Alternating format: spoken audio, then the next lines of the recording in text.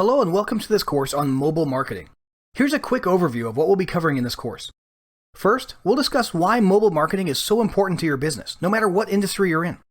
Next, we'll go over how to make your sites and pages more mobile friendly. After that, we'll take a look at the various methods of sending mobile traffic to your web properties. Finally, we'll cover a couple ways you can make special use of that mobile traffic when it shows up. So without further ado, let's dive right in. Mobile usage now represents 65% of all digital media time. As of 2016, mobile traffic makes up 56% of all internet traffic to leading US websites.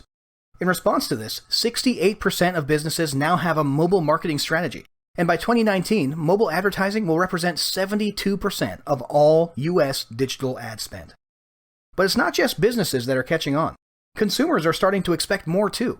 According to Google, 61% of users probably won't return to a mobile site that they had trouble with, and 40% of them will go to your competitors. 83% of consumers say a seamless experience on all their devices is very important, while 57% insist they won't recommend a business with a poorly designed mobile site. Of course, all that assumes users will even find a non-mobile friendly site, which is becoming less likely now that Google factors mobile friendliness into your search ranking. And that's all just pertaining to websites. Email mobile trends are even more eye-opening. Roughly 80% of consumers read their emails on a mobile device, and a shocking 70% say they delete emails immediately if they don't look good on a mobile device. This means you need to be thinking of mobile in your web design, your SEO, and your email marketing. Otherwise, your business could suffer just like many others who have failed to jump on this mobile trend. Luckily, you won't have that problem, because you found this awesome guide on mobile marketing. In the next few modules, we're going to show you how to take this mobile trend by the horns and leverage it to your advantage. And it all starts by making sure your web properties are mobile friendly, which is what we'll discuss in the next video.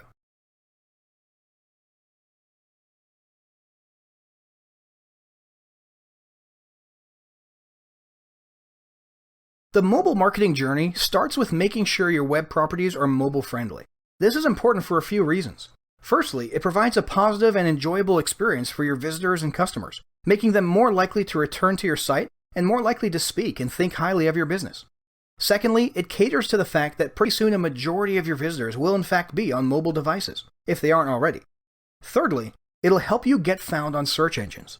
Google has made it clear on multiple occasions that it seriously factors mobile friendliness into search rankings, and if you aren't mobile friendly, this means you'll be missing out big time on traffic. So generally, there's two ways to make a site mobile friendly. The first is to create a separate mobile version of your site, and the second is to make your existing site or page mobile responsive. We'll look at each of these. So until recently, the first option, having a separate mobile version of your site or pages, was more common.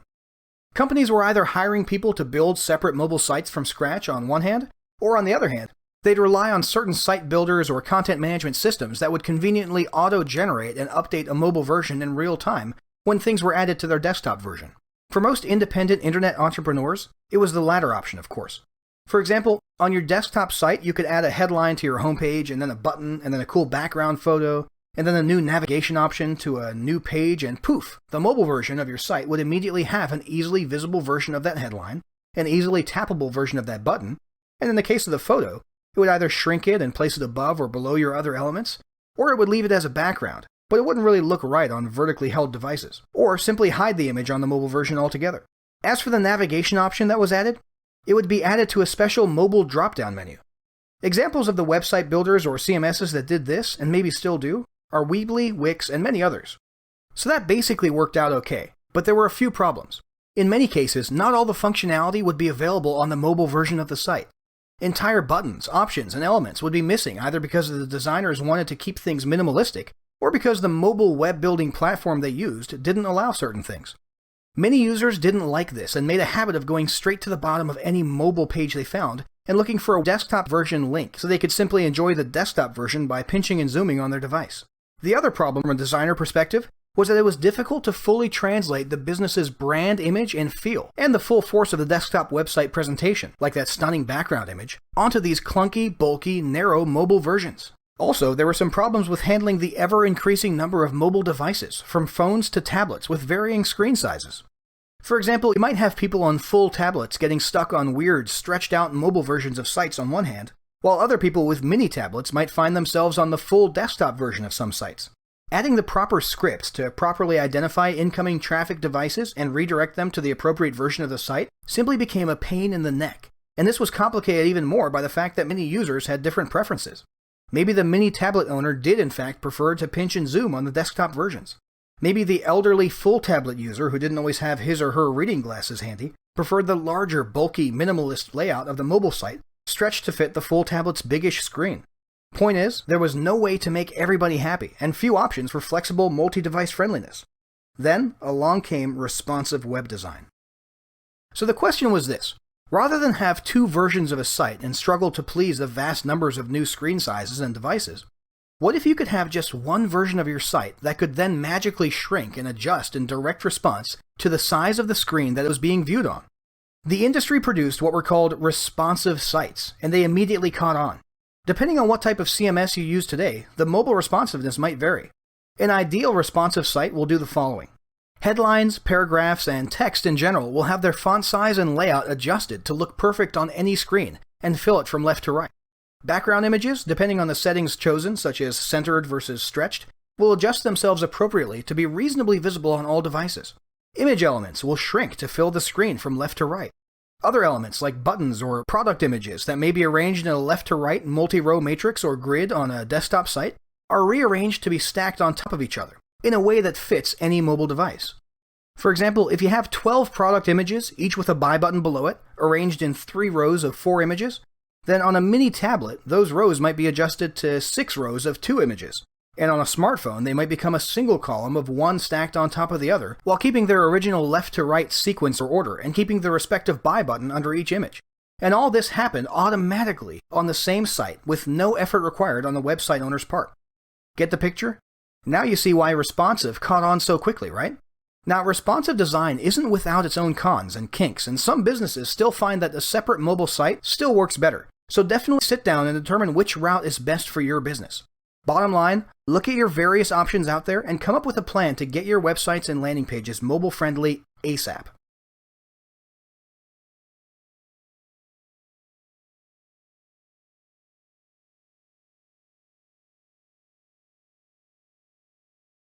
So once you've got your sites and pages mobile-friendly, you need to get some traffic to them. Depending on the purpose of your landing pages, you might be looking for mobile-only traffic, or you might be looking at indiscriminate traffic in general and simply want to ensure that traffic is treated appropriately based on the visitor's devices.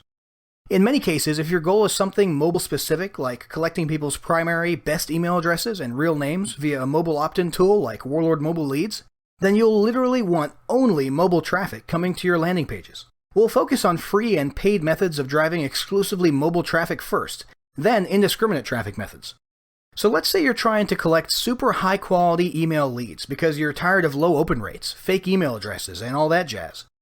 In that case, you'd need to look at a tool like HallRoad Mobile Leads to collect primary emails and real names without visitors needing to type any info into an opt-in form.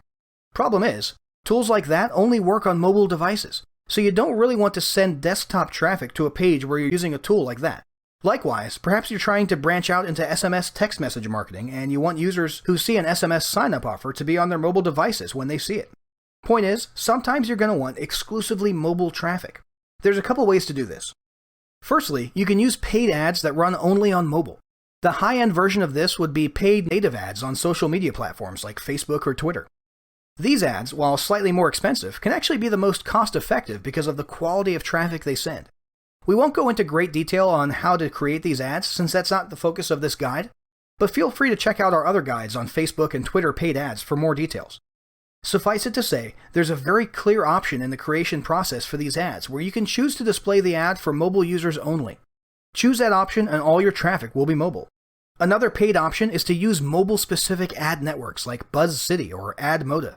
These platforms let you target mobile users who are browsing on mobile sites or using mobile apps within these platforms' respective networks. Remember those annoying text ads that you see while using the light version of your favorite phone app? Yep, that's what we're talking about here. The benefit of this is that you can get your ad in front of a ton of people, and the clicks are very inexpensive, as little as 1 cent per click. The problem is that the traffic is much lower quality and less targetable. For example, if you're using native social media ads like Facebook, you can market your heart health related products to men over 50 in Texas who have expressed an interest in the American Heart Association, or a certain brand of heart medicine. Bingo! But if that's your target market and you're using one of these super cheap mobile ad networks like BuzzCity, then you might not see much success. These networks do have some targeting capabilities, but they're not nearly as specific or reliable as the major social media sites, so you should only use them if your target audience is relatively broad to begin with. Another newer option is Facebook Instant Articles. So Facebook Instant Articles is basically a big push by Facebook to create articles that show up in the Facebook mobile app newsfeed and render in the blink of an eye without people having to be directed to an external page or wait for the article to load. The great thing about this is that it doesn't cost money, and you guarantee that only mobile users are going to see these articles. So the idea is to add these articles to your content marketing plan and ensure they link or lead to a mobile landing page. This is a solid, non-paid method for driving mobile-only traffic. As for non-discriminate traffic, it's pretty simple. Just about every CMS will automatically show people the correct version of the site these days. Otherwise, you can use a simple mobile redirect script or plugin to redirect mobile traffic away from a certain URL and over to your desired mobile landing page. Of course, if your site is responsive, you don't even need to worry about this. That's it for this video. Go ahead and take a moment to skim through everything we've discussed and determine which traffic driving strategy might be best for your business. In the next video, we're going to discuss how to make use of that mobile traffic.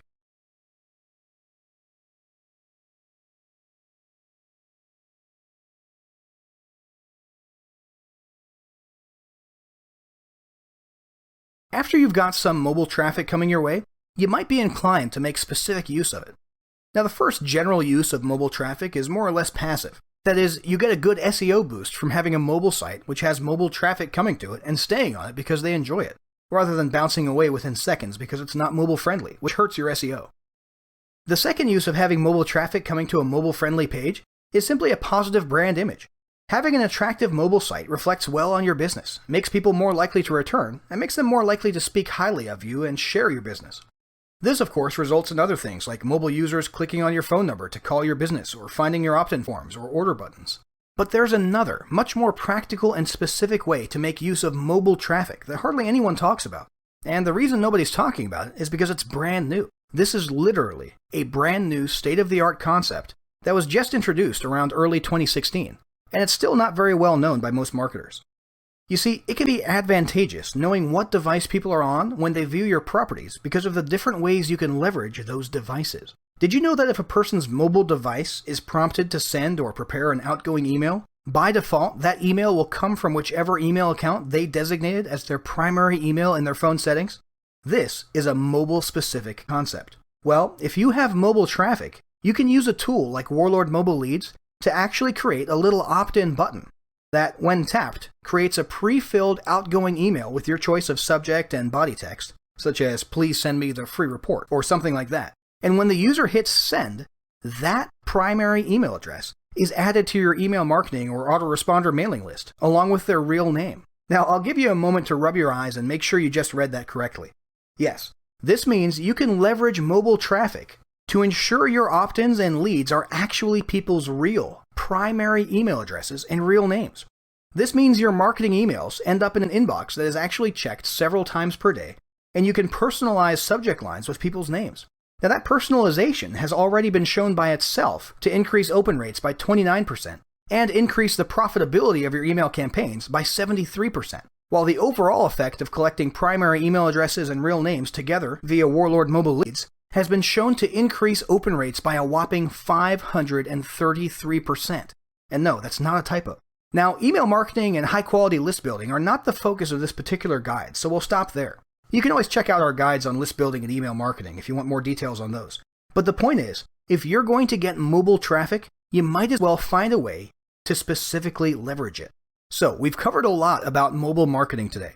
Probably the biggest takeaway right now is that this is non-negotiable. There's no debate. If you want your online business to survive today, you have got to be mobile friendly. And nothing that you learned in this course matters at all if you don't implement it. So, to that end, let's set up a quick 3-step battle plan. Step 1, pick a content management system or use your current one and ensure your site and pages look great on mobile. Step 2, choose one or more methods for driving mobile traffic to your properties. We suggest you spend a small amount of money experimenting with a few different paid ad options. Step 3, leverage that traffic by using mobile-specific tools like Warlord Mobile Leads to build a high-quality, high-open-rate email marketing list. Don't put off implementing these steps. Take action and start executing this plan today. And if you're interested in that resource we mentioned for building a high-quality list with best email addresses and real names, go ahead and check out Warlord Mobile Leads and see if it's something that you can use in your email marketing.